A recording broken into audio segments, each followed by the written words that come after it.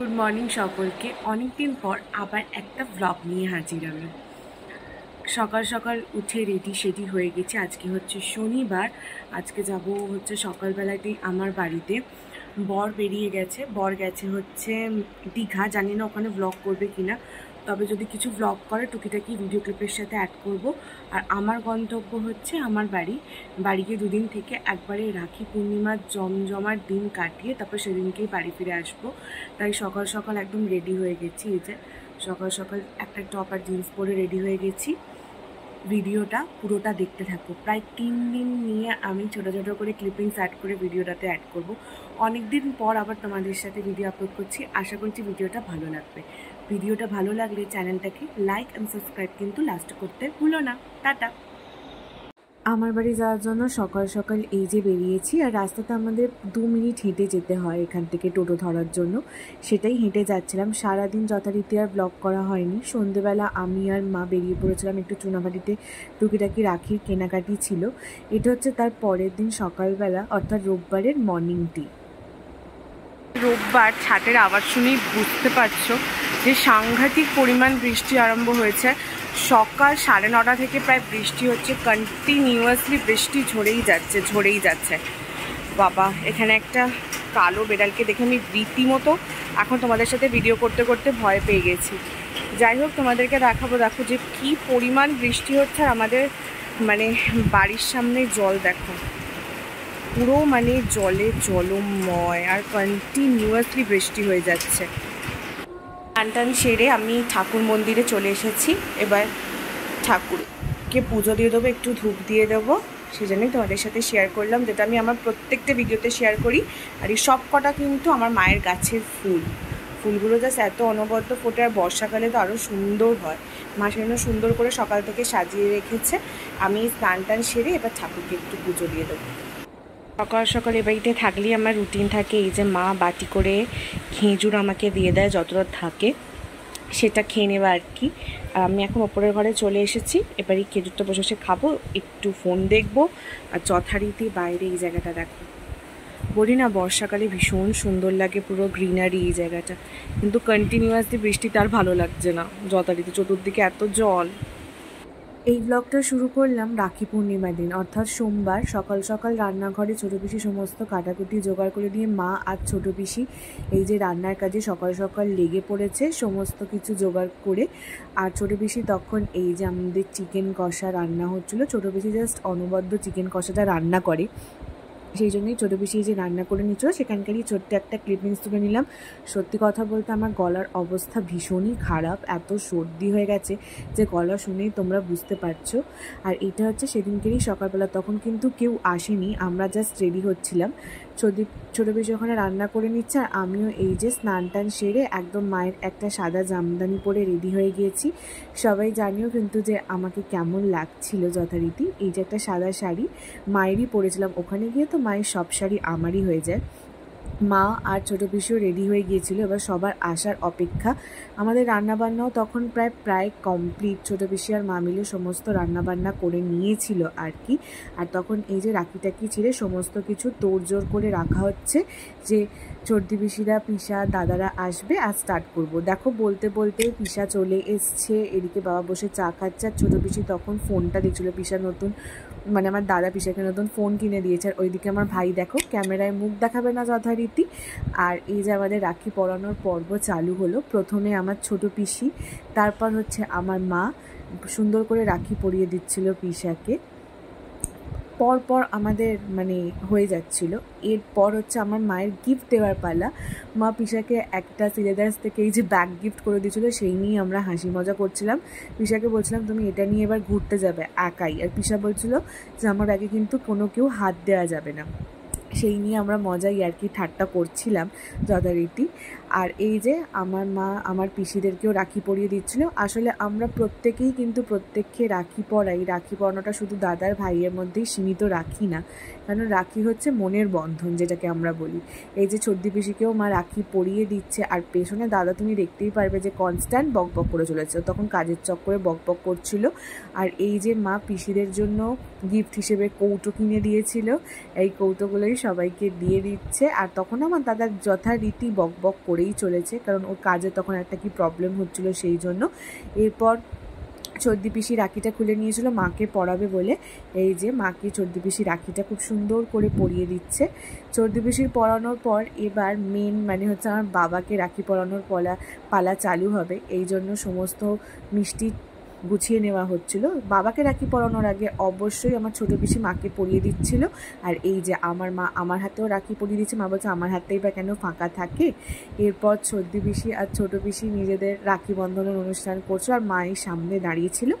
এরপর চালু হয়েছিল আমার বাবাকে রাখি পরানোর পালা। প্রথমে চর্দি পিসি, এরপর ছোটো পিসি বাবাকে রাখি পরিয়ে দিচ্ছিল। আর পাশে দেখতেই পাচ্ছ কত খাবার আর মিষ্টির প্লেট সাজানো। এই মিষ্টির প্লেটগুলো দেখেই তো লোভ হয়। আর এই যে দাদাদের রাখি প্লেট আর এই যে সমস্ত খাওয়ান দাওয়ান। এরপর সমস্ত বড়দের রাখি পর্ব মেটার পর আমি এবার চলে এসেছিলাম দাদাকে প্রথমে রাখি পরাবো বলে। আর এই যে দাদাকে আমি রাখি খুব সুন্দর করে বেঁধে দিচ্ছি। সেদিনকে কাকতালীয়ভাবে দাদার আর আমার মানে কালার পুরো সেম, আমিও হোয়াইট দাদাও হোয়াইট পরে নিয়েছিলাম। এরপর দাদার একটা বোন থাকে, সে থাকে পাঞ্জাবে। আসলে ওর পাঞ্জাবেই দাদার সাথে আলাপ, সেও ওকে ওখান থেকে রাখি পাঠিয়ে দিয়েছিল। সেই রাখিটাও আমি দাদাকে পরিয়ে দিচ্ছিলাম। আর পেছনে সবাই আমরা গল্প আড্ডা করতে করতে রাখি পরানো যথারীতি তোমরা ভিডিও দেখে বুঝতেই পারছো। এরপর এই যে আমার ছোট্ট ভাই, তাকে আমি রাখি পরিয়ে দিচ্ছিলাম। ওর ফেভারিট কালার হচ্ছে ব্ল্যাক, সেই জন্য যাই হোক ও ব্ল্যাক পাঞ্জাবি পরেছে, আমাদের সাথে পুরো কন্ট্রাস্ট হয়ে গেছিলো কালারটা। আর এই যে ভাইকে আমি সুন্দর করে রাখি পরিয়ে দিচ্ছি। তখনও আমরা প্রায় কিচ্ছু খাইনি, আর ভাইয়েরও ওইদিকে প্লেট সাজানো। আমি বলছি কোন মিষ্টিটা খাবি, কাজু বরফিটা ভেঙে ভাইকে একটু খাইয়ে দিলাম। এরপর যথারীতি আমরা বলছি এবার আমি ছবি তুলবো, আমার তো ছবি তুলতে আমার ব্যস্ত। এরপর পুপু চলে এসেছিলো, পুপু হচ্ছে আমারই বোন, সে চলে এসেছিলো দাদাকে পরাবে। বেচারে সাজগোজও করতে পারিনি কারণ ও সেদিনকে তাড়াতাড়ি কাজে বেরোবে বলে। এরপর পুপু ভাইকেও রাখি পরিয়ে দিচ্ছিলো। ভাইকে রাখি পরিয়ে যা হোক করে 2 মিনিটও বেচারি বসতে পারিনি। সেদিনকে আমাদের অনেক প্ল্যান ছিল যে আড্ডা দেবো, কিন্তু ওর কাজের চক্করে ও তখন তাড়াতাড়ি বেরিয়ে গিয়েছিল।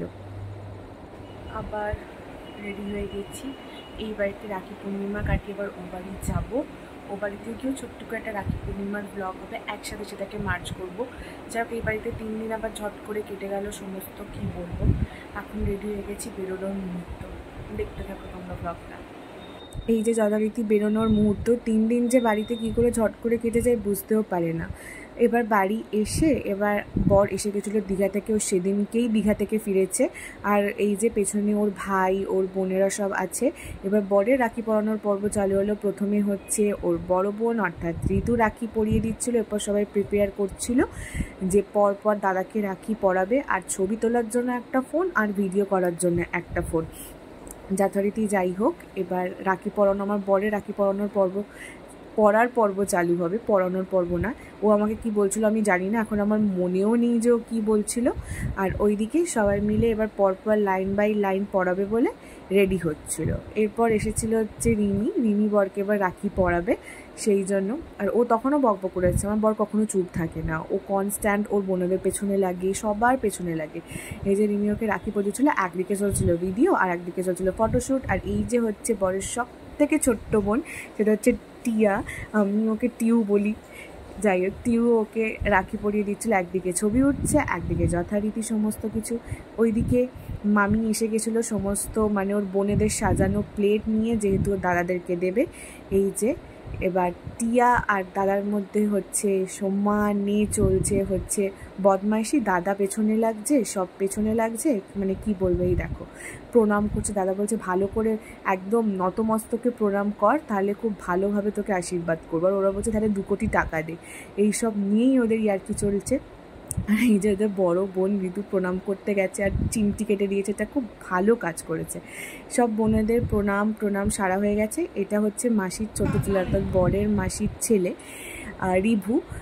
রিভুরও রাখি বন্ধন পর্ব পরপর ওর দিদিরা করে নিচ্ছিল, কারণ রিভু হচ্ছে সবার থেকে প্রায় ভাইদের মধ্যে ছোটো বলা ভুল হবে। এই যে ছোট্ট দিকে দেখতে পাচ্ছ সেটাই কিন্তু সবার ছোট। সে তার আগে সমস্ত ভাইদেরকে সমস্ত বোনেরা মিলে রাখি বন্ধনের পর্ব চালিয়ে, যেমন পরপর ওদের অনেক ভাই বোন পরপর সব রাখি বন্ধন এইভাবেই হয়েছে, ব্যাক টু ব্যাক। আর আমি ভিডিও ম্যান, আমি তো ক্যামেরাম্যান, আমি ভিডিও করেই চলেছি যথারীতি। আর আড্ডা কোথা দিয়ে যে টাইম পালিয়ে যায় সত্যি কিছু বলার নেই। তারই মাঝখানে আমার বর যথারীতি সবার পেছনে লাগছিল, আর সেটা তুমি দেখতেই পাবে। আর এই যে রিমি ওদেরকে সবাইকে খাবারটা বাড়ি যাতে সন্ধে হয়ে গেছে, ওরা যাতে খেতে পারে এই জন্য। কিন্তু আমি ওদিকে ফটো সেশন করছিলাম, আর ওদিকে বর মনে হচ্ছে ভিডিও করছে যতদূর সম্ভব। আমি সবার ভিডিওটা তুলে দিচ্ছিলাম যথারীতি। সেটাই, এই সুন্দর সুন্দর মুহূর্তগুলোই কিন্তু ক্যামেরাবন্দি থাকে, যেগুলো আমাদের মনের মনিকোঠায় সবসময় থাকে। আর যখন পরে এই ভিডিওগুলো চালিয়ে দেখবো, সবসময় হাসি মজা এইসব করে করেই কিন্তু টাইম চলে যাবে, আর যথারীতি কিছুই বুঝতে পারবো না। ব্যাকে যদি কোনো আওয়াজ শুনতে পাও, সেটা কিন্তু পুরোপুরিভাবে ইগনোর করো, সেগুলো আমাদের হাসি মজা। সবচেয়ে বড় মানুষের এখন রাখি হচ্ছে, ও কেমন ভেবাচাকা খেয়ে গেছে, ওর জায়গা নেই, ও একে দেখে একটু ভয় পেয়ে গেছে। এই যে একে দেখে, এই একে, ওই বাবা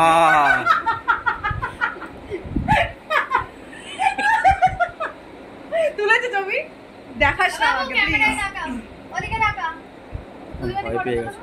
তুই পাশে বসে আছিস কেন? ম্যাডামকে নমস্কার না করে এই করছে, ছি ছি ছি। এই ছেলেটা এখনো খেলনা বাটি নিয়ে খেলে, দুদিন পর মাধ্যমিক দিতে উঠবে, আর এখনো খেলনা বাটি নিয়ে খেলছে। এই যে জানিস না, খেলনা বাটি নিয়ে পেলে ভালো আনন্দ পায়। এটা আমার দুটো নিয়েছেন। হ্যাঁ, কেন সব দেখা, রুমাল রুমাল যা পাচ্ছে দেখাচ্ছে। Unstable, mentally unstable. আমার মাথায় পাকা চুল লাইন। যথারীতি রাখি পূর্ণিমার দিনটা এইভাবেই শেষ করলাম। আশা করছি অনেকদিন পর ভিডিও দেওয়ার পরও এই ভিডিওটা তোমাদের ভালো লাগবে। সবার শেষে চ্যানেলটাকে লাইক অ্যান্ড সাবস্ক্রাইব করতে কিন্তু ভুলো না। ভালো থেকো।